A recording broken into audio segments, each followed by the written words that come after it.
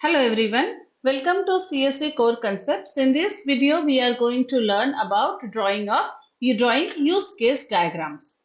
So basically, use case diagram is what? It is a type of a behavioral diagram. That is, it will show the behavior of the system, right? So it is a visual interaction representation which will show how the interaction between the users and a system occurs. So generally the users we will refer to here as the actors, and the functionalities which will be done, they are called as the use case. So it will capture the functional requirements with various use case. That is what we are going to call the functionality. So it is a higher level overview of behavior, how to show, and useful for showing. This type of diagram is useful for documentation for the stakeholders, that is the users. They will very easily understand how the system and the users are interacting. For the analyst, if you give, so they will understand quickly that how the system is working, who is interacting with all. So it is very crucial for defining the scope and the requirements of the system. So let us get started with the use case diagrams, but first with the notations. So the first notation which we have to use is for an actor. So any type of external entity that interact with the system is an actor. Now students always have a misconception that actors are only the human beings or users who are using the system. But it is not restricted to only humans. It can be any type of hardware or other systems. Let's say, for example, if you are creating an attendance system and you require a biometric device, it is not the internal part of the software, but it is giving it a data input. So it is also an actor.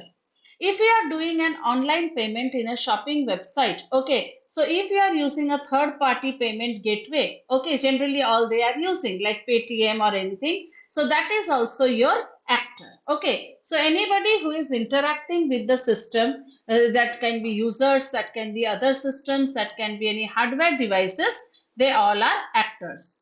So actors initiate use case and they will receive some outcome. Actors will initiate some functionality. So proper identification and understanding of actors are crucial for accurately modeling the system behavior. So this is how the actor will be represented. Then comes the use case. So use case is basically the functionality or the scenes in the play, we can say. So what the system can do. Let us say, for example, if it is an online shopping system. So your use case can be what are the functionalities: placing an order, tracking of delivery, update of product information, okay, browsing the products, putting them in the shopping cart. Okay, so these are your use cases, and they are generally represented using ovals. Then comes the system boundary. Now this is very important. You have to mention the system boundary because it defines the scope and the limit of the system. Secondly, it will tell you what is a part of the system and who are the outsiders of the system. Okay, so what defines what is inside the system and what is outside. So it helps for a clear distinction between the elements. So it is represented by a rectangular box that surrounds all the use case of the system. Now these are the only three notations within which we are going to draw. But among these users and actors and the use case, there are many types of relationships. So let us understand what are the different types of relationships. So what is the relationship? They depict the interaction, how they are interacting. Is it a part of that function? Is it an extension of that function? Or is it a child of that function? So that has to be understood. So association relationship is something that represents the communication or interaction between an actor and a use case. Okay, that means they are associated with each other. Understood? So it is just shown by a line from actor to the use case. So let us say, for example, if you have an online banking system and you are showing a customer who is transferring the fund. Okay, so this line is connecting the customer to transfer fund. So you are showing it like this. Transfer fund is a use case. It is a function which can be done by the customer who is an actor.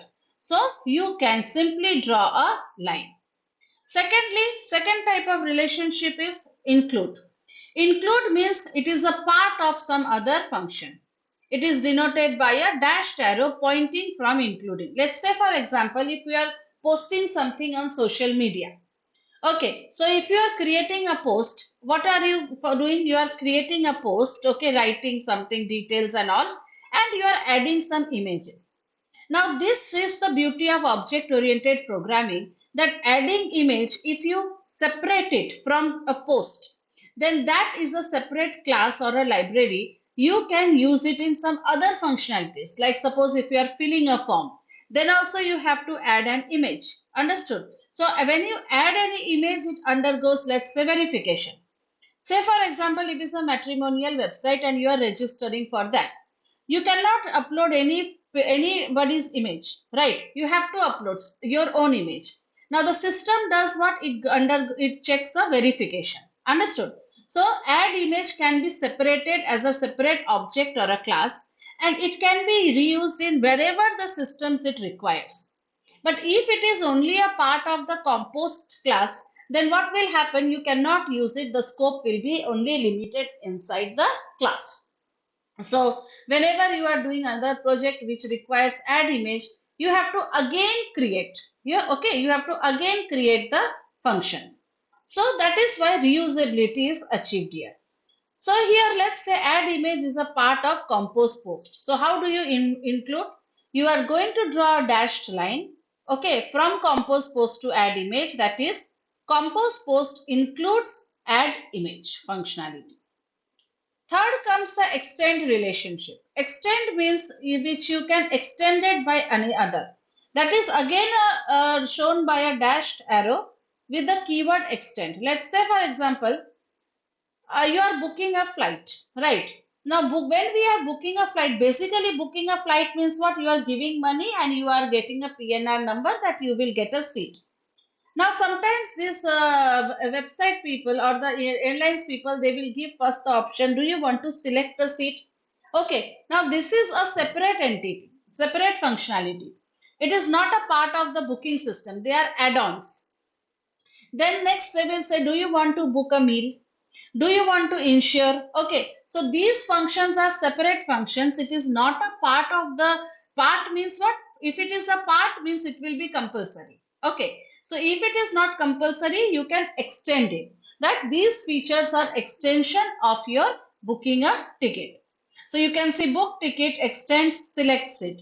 Similarly, you can say book flight extends your add-ons like book a meal. Okay, or you can say book insurance, or if it is a travel website, they will give you the option that book a cab, book a hotel. Okay, so these all will come under the extend relationship. Then comes a is a relationship or a generalization. Generalization means when that one use case is specialized version of another, like a hierarchical relationship.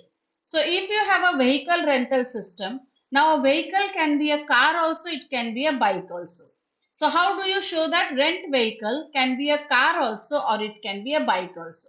So it is a generalization or a is a relationship. So let us see the steps. What first you have to identify the actors that who are going to interact. As I told you in the beginning that actors not necessarily be the only human users. It can be other system or external entities. Next step is that you have to identify the functionalities. What are the functionalities which will be performed by your system? They form your use cases.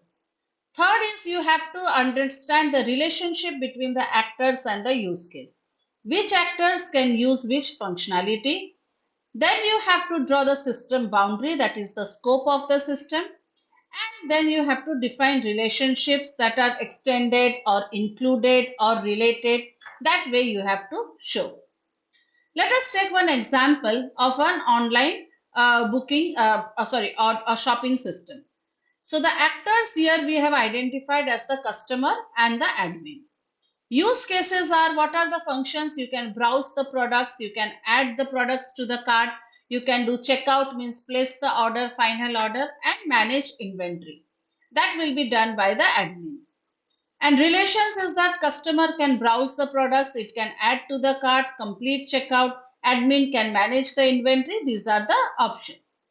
So how can you start on? I am just showing you a part of it, right? So let's say first of all a web customer. Now not necessarily always we are registered. So here we can use a generalized relationship, that is a web customer can be a registered user or he can be a new customer. Understood? Because the options will vary based on the type of customer. You draw a system boundary, so and at the top you have to write the system name. That is very, very important. If you are showing the use case for a part of a system, then you have to write the subsystem name. So you have these four functionalities, let us say browse products, making a purchase, checkout and registration.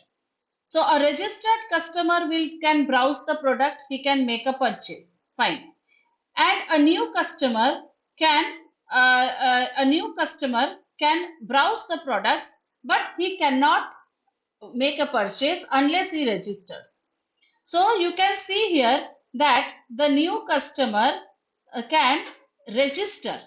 A registered customer cannot register. So there is no line between registered customer to the client registration. Same way there is no line between the new customer and make purchase. Understood? Because they cannot make a purchase unless they are registered. Then you can say make purchase. So if you are doing a purchase, it is very obvious that you will browse the product and then do a purchase. So this shows a relationship that make purchase includes browsing of the products. Similarly, you can say checkout. Checkout includes that you have to make a purchase. Checkout means place an order. So when you make a purchase, it is understood that you are going to do the checkout. Other entities of the system or the other actors you can say as a service authentication. Like service authentication means they are authenticated whether this service is valid or not. And they will check all the details. Let's say browse products, whether you are typing the correct names or not.